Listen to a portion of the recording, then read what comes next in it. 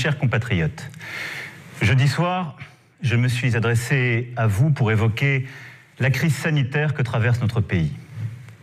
Jusqu'alors, l'épidémie de Covid-19 était peut-être pour certains d'entre vous une idée lointaine.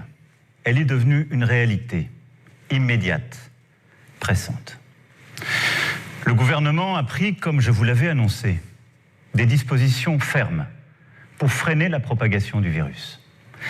Les crèches, les écoles, les collèges, les lycées, les universités sont fermés depuis ce jour. Samedi soir, les restaurants, les bars, tous les commerces non essentiels à la vie de la nation ont également clos leurs portes. Les rassemblements de plus de 100 personnes ont été interdits. Jamais la France n'avait dû prendre de telles décisions, évidemment exceptionnelles, évidemment temporaires, en temps de paix. Elles ont été prises avec ordre, préparation, sur la base de recommandations scientifiques avec un seul objectif: nous protéger face à la propagation du virus. Dans la journée de jeudi, un consensus scientifique et politique s'est formé pour maintenir le premier tour des élections municipales. Et j'ai pris avec le Premier ministre la décision de maintenir le scrutin. Hier, dimanche, les opérations de vote ont donc pu se tenir. Je veux ce soir remercier les services de l'État, les maires, l'ensemble des services, des mairies, tous ceux qui ont tenu les bureaux de vote et qui ont donc permis l'organisation de ce scrutin. Je veux aussi saluer chaleureusement les Françaises et les Français qui, malgré le contexte, se sont rendus aux urnes, dans le strict respect des consignes sanitaires, des gestes barrières contre le virus. Je veux aussi ce soir adresser mes félicitations républicaines aux candidats élus au premier tour. Environ 30 000 communes sur 35 000 ont, après ce premier tour, un conseil municipal. Mais dans le même temps, alors même que les personnels soignants des services de réanimation alertaient sur la gravité de la situation, nous avons aussi vu du monde se rassembler dans les parcs, des marchés bondés, des restaurants, des bars qui n'ont pas respecté la consigne de fermeture. Comme si, au fond, la vie n'avait pas changé. À tous ceux qui, adoptant ces comportements, ont bravé les consignes, je veux dire ce soir très clairement, non seulement vous ne vous protégez pas, vous, et l'évolution récente a montré que personne n'est invulnérable, y compris les plus jeunes, mais vous ne protégez pas les autres. Même si vous ne présentez aucun symptôme, vous pouvez transmettre le virus. Même si vous ne présentez aucun symptôme, vous risquez de contaminer vos amis, vos parents, vos grands-parents, de mettre en danger la santé de ceux qui vous sont chers. Dans le Grand Est, dans les Hauts-de-France, en Île-de-France, nos soignants se battent pour sauver des vies, avec dévouement, avec force. Au moment où la situation sanitaire se dégrade fortement, où la pression sur nos hôpitaux et nos soignants s'accentue, tout notre engagement, toute notre énergie, toute notre force doivent se concentrer sur un seul objectif: ralentir la progression du virus. Je vous le redis avec force ce soir. Respectons les gestes barrières, les consignes sanitaires. C'est le seul moyen de protéger les personnes vulnérables, d'avoir moins de concitoyens infectés et ainsi de réduire la pression sur les services de réanimation pour qu'ils puissent mieux accueillir, mieux soigner. Sans signe grave, contactons notre médecin traitant, n'appelons le SAMU et ne nous rendons à l'hôpital qu'en cas de forte fièvre, de difficultés à respirer, sans quoi ils ne pourront faire face à la vague de cas graves qui déjà se profile dans certaines régions. Faisons preuve, au fond, d'esprit solidaire et de sens des responsabilités. Chacun d'entre nous doit à tout prix limiter le nombre de personnes avec qui il est en contact chaque jour. Les scientifiques le disent, c'est la priorité absolue. C'est pourquoi, après avoir consulté, écouté les experts, le terrain, et en conscience, j'ai décidé de renforcer encore les mesures pour réduire nos déplacements et nos contacts au strict nécessaire. Dès demain, midi, et pour 15 jours au moins, nos déplacements seront très fortement réduits. Cela signifie que les regroupements extérieurs, les réunions familiales ou amicales ne seront plus permises. Se promener, retrouver ses amis dans le parc, dans la rue, ne sera plus possible. Il s'agit de limiter au maximum ces contacts au-delà du foyer.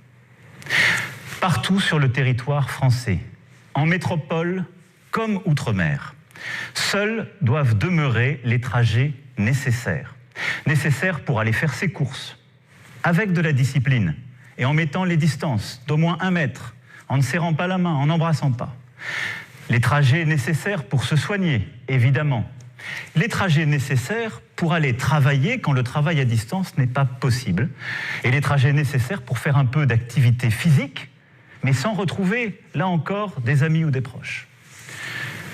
Toutes les entreprises doivent s'organiser pour faciliter le travail à distance.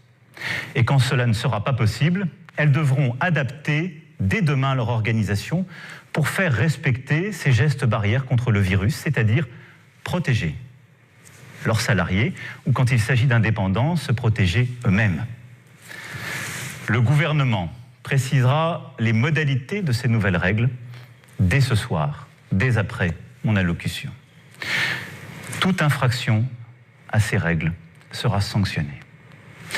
Je vous le dis avec beaucoup de solennité ce soir.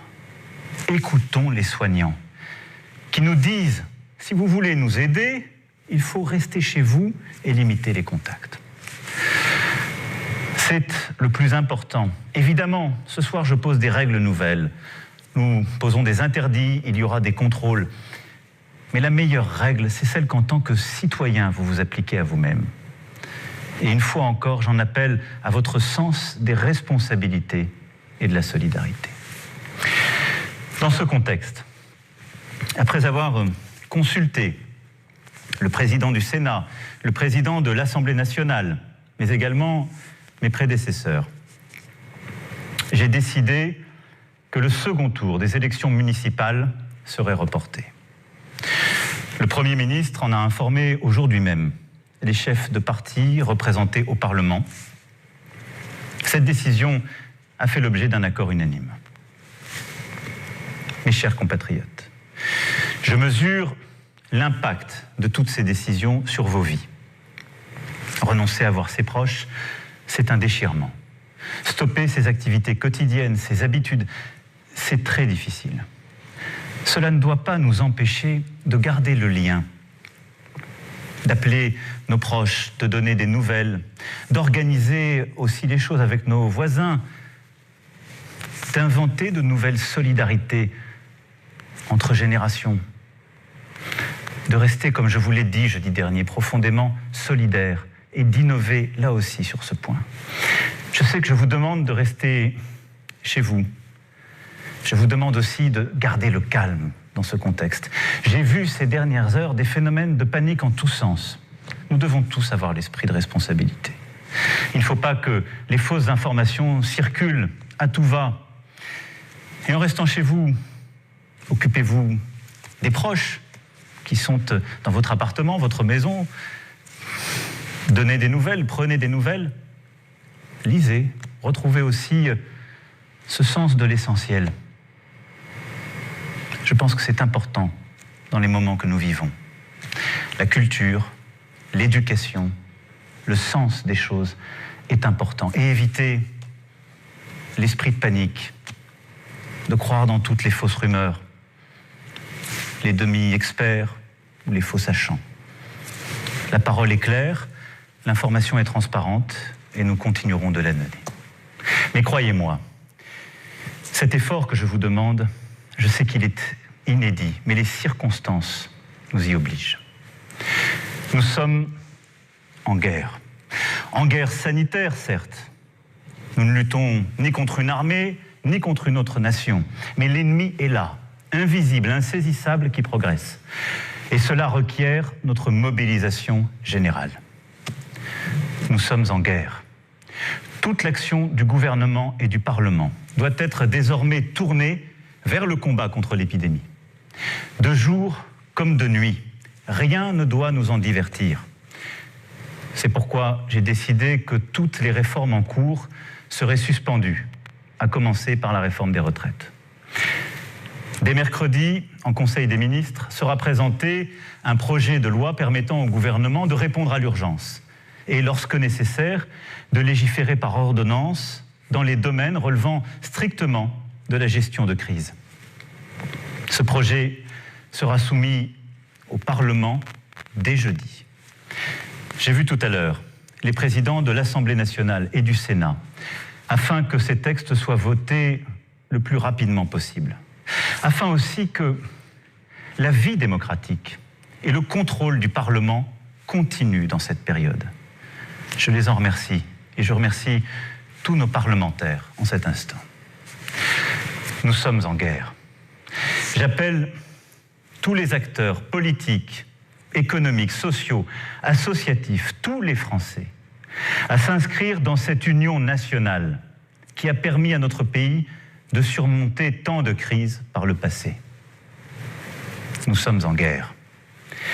Et la nation soutiendra ses enfants qui, personnel soignant, en ville, à l'hôpital, se trouvent en première ligne dans un combat qui va leur demander énergie, détermination, solidarité. Ils ont des droits sur nous. Nous leur devons évidemment les moyens, la protection. Nous serons là. Nous leur devons des masques, du gel, tout le matériel nécessaire. Et nous y veillons et y veillerons. Nous avons décidé, avec les scientifiques, de réserver les masques en priorité pour l'hôpital et pour la médecine de ville et de campagne. En particulier les généralistes et les infirmières, désormais en première ligne aussi dans la gestion de la crise. Les masques seront livrés dans les pharmacies dès demain soir, dans les 25 départements les plus touchés. Mercredi, pour le reste du territoire national. J'ai aussi entendu le message des spécialistes, en particulier les chirurgiens dentistes et beaucoup d'autres. Des solutions seront trouvées avec le ministre de la Santé dans les prochaines heures. Nous devons aussi aux soignants la garde de leurs enfants. Un service minimum de garde est en place depuis ce jour dans les crèches et dans les écoles. Nous leur devons aussi sérénité dans leurs déplacements et repos. C'est pourquoi j'ai décidé que dès demain, les taxis et les hôtels pourront être mobilisés à leur profit. L'État paiera. Nous sommes en guerre, oui. Le pays accompagnera dans cette période les régions les plus touchées, aujourd'hui, comme celles qui le seront demain. À ce titre, je veux assurer les habitants, les personnels soignants du Grand Est que nous serons au rendez-vous pour les appuyer face à l'afflux de patients et à la saturation des hôpitaux. Je sais ce qu'ils vivent depuis des jours et des jours. Nous sommes avec eux. J'ai décidé pour cela qu'un hôpital de campagne du service de santé des armées serait déployé dans les jours à venir en Alsace. Les armées apporteront aussi leur concours pour déplacer les malades des régions les plus affectées et ainsi réduire la congestion des hôpitaux de certains territoires. Nous sommes en guerre. Aussi, comme je vous l'ai dit jeudi, pour nous protéger et contenir la dissémination du virus, mais aussi préserver nos systèmes de soins. Nous avons pris ce matin, entre Européens, une décision commune. Dès demain midi, les frontières à l'entrée de l'Union européenne et de l'espace Schengen seront fermées. Concrètement, tous les voyages entre les pays non européens et l'Union européenne seront suspendus pendant 30 jours. Les Françaises et les Français qui sont actuellement à l'étranger et souhaitent rentrer pourront bien entendu rejoindre leur pays. Nous devons prendre cette décision parce que je vous demande ce soir d'importants efforts et que nous devons dans la durée nous protéger. Et je veux dire à tous nos compatriotes qui vivent à l'étranger que là aussi, en bon ordre, ils doivent se rapprocher des ambassades et consulats et que nous organiserons, pour celles et ceux qui le souhaitent, et là où c'est nécessaire, leur rapatriement. Vous l'aurez compris, vous le pressentez. Cette crise sanitaire sans précédent aura des conséquences humaines, sociales, économiques majeures. C'est aussi ce défi que nous devons mener. Je vous demande des sacrifices pour ralentir l'épidémie. Jamais ils ne doivent mettre en cause l'aide aux plus fragiles, la pérennité d'une entreprise, les moyens de subsistance des salariés comme des indépendants. Pour les plus précaires, pour les plus démunis, pour les personnes isolées, nous ferons en sorte, avec les grandes associations, avec aussi les collectivités locales et leurs services, qu'ils puissent être nourris, protégés, que les services que nous leur devons soient assurés. Pour la vie économique, pour ce qui concerne la France, aucune entreprise, quelle que soit sa taille, ne sera livrée au risque de faillite. Aucun Français ne sera laissé sans ressources. S'agissant des entreprises, nous mettons en place un dispositif exceptionnel de report de charges fiscales et sociales, de soutien au report d'échéances bancaires et de garantie de l'État à hauteur de 300 milliards d'euros pour tous les prêts bancaires contractés auprès des banques. Pour les plus petites d'entre elles, et tant que la situation durera, celles qui font face à des difficultés n'auront rien à débourser, ni pour les impôts, ni pour les cotisations sociales. Les factures d'eau, de gaz ou d'électricité, ainsi que les loyers, devront être suspendus. En outre, afin que personne ne soit laissé sans ressources, pour les salariés, le dispositif de chômage partiel sera massivement élargi, comme je vous l'avais annoncé jeudi dernier, et comme le gouvernement a commencé à le préciser.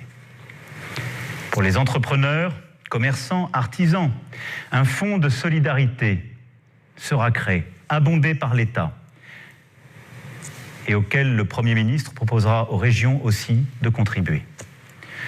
Le gouvernement, dès demain, précisera toutes ces mesures. Elles seront en fonction des besoins, des réalités économiques, des nécessités secteur par secteur, évidemment adaptées.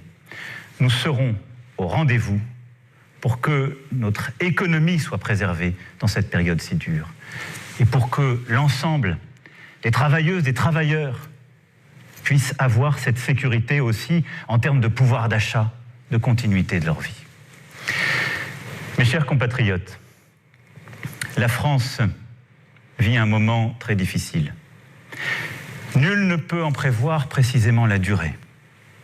Et à mesure que les jours suivront les jours, que les problèmes succéderont aux problèmes, il faudra, en lien avec les éclairages donnés par les scientifiques, les expériences de terrain, il faudra nous adapter. Nous allons continuer aussi, pendant cette période, de travailler, de progresser sur les traitements. Et je sais le dévouement de plusieurs équipes partout sur notre territoire, avec des premiers espoirs qui naissent. Et nous continuerons aussi d'avancer sur le vaccin. Régulièrement, je m'adresserai à vous. Je vous dirai à chaque fois, comme je l'ai fait, comme le gouvernement le fait, la vérité sur l'évolution de la situation. J'ai une certitude. Plus nous agirons ensemble, et vite, plus nous surmonterons cette épreuve. Plus nous agirons en citoyens, plus nous ferons preuve de la même force d'âme, de la même abnégation patriote que démontrent aujourd'hui nos personnels soignants, nos sapeurs-pompiers, l'ensemble des acteurs de la sécurité civile. Plus vite, nous sortirons de cette vie au ralenti. Nous y arriverons, mes chers compatriotes, en étant unis, solidaires. Je vous demande d'être responsables tous ensemble et de ne céder à aucune panique, d'accepter ces contraintes, de les porter, de les expliquer, de vous les appliquer à vous-même. Nous les appliquerons tous. Il n'y aura pas de passe-droit. Mais là aussi, de ne céder ni à la panique, ni au désordre. Nous gagnerons. Mais cette période nous aura beaucoup appris. Beaucoup de certitudes, de convictions sont balayées, seront remises en cause. Beaucoup de choses que nous pensions impossibles adviennent. Ne nous laissons pas impressionner. Agissons avec force. Mais retenons cela. Le jour d'après, quand nous aurons gagné, ce ne sera pas un retour au jour d'avant. Nous serons plus forts moralement, nous aurons appris. Et je saurai aussi avec vous en tirer toutes les conséquences. Toutes les conséquences. Y sont-nous, individuellement et collectivement, à la hauteur du moment? Je sais, mes chers compatriotes, pouvoir compter sur vous. Vive la République! Vive la France!